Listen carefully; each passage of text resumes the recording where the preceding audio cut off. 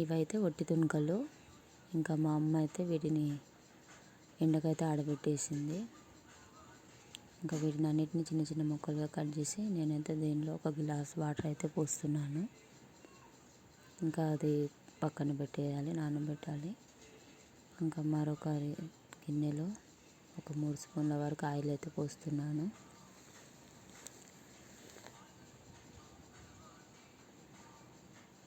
ఇంకా ఆయిల్ పోసిన తర్వాత ఆనియన్స్ అయితే వేస్తున్నాను.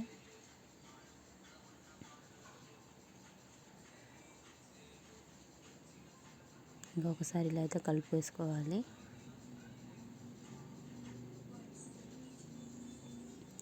కొద్దిగా కరివేపాకు అయితే వేస్తున్నాను. ఇంకా టమాటా ముక్కలు కూడా వేస్తున్నాను.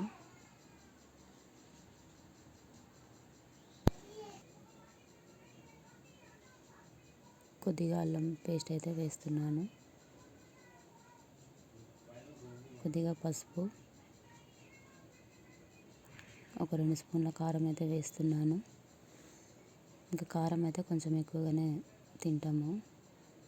ఇంకా కల్లుప్పు అయితే వేస్తున్నాను.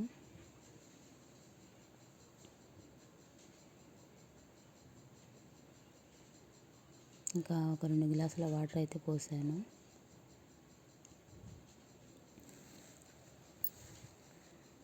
ఇంకా ఒక 5 మినిట్స్ అయితే ఉడకనిచ్చాను.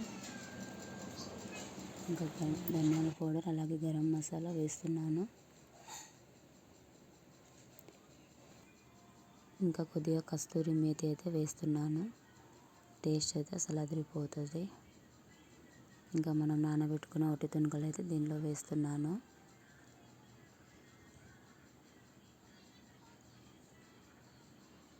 ఇంకా వీటిని అంతా ఒకసారి అయితే కలిపేసుకోవాలి.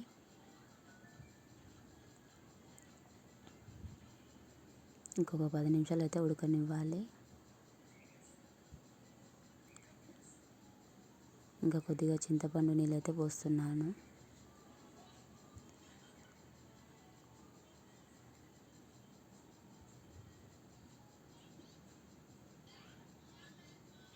ఇంకా ఒట్టి తునకల కూర అయితే రెడీ అయిపోయింది. కూర అయితే చాలా బాగుంటుంది. టేస్ట్ అయితే అదిరిపోతుంది అసలు. మీరు ట్రై చేయండి, ఎలా ఉందో కామెంట్ చేయండి.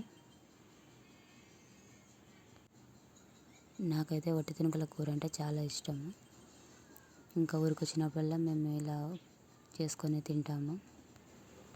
మీకు కూడా ఈ ఒట్టి తునకల కూర అంటే ఇష్టమా? కామెంట్ చేయండి. నచ్చితే లైక్ చేయండి, ఛానల్ సబ్స్క్రైబ్ చేసుకోండి. Bye bye.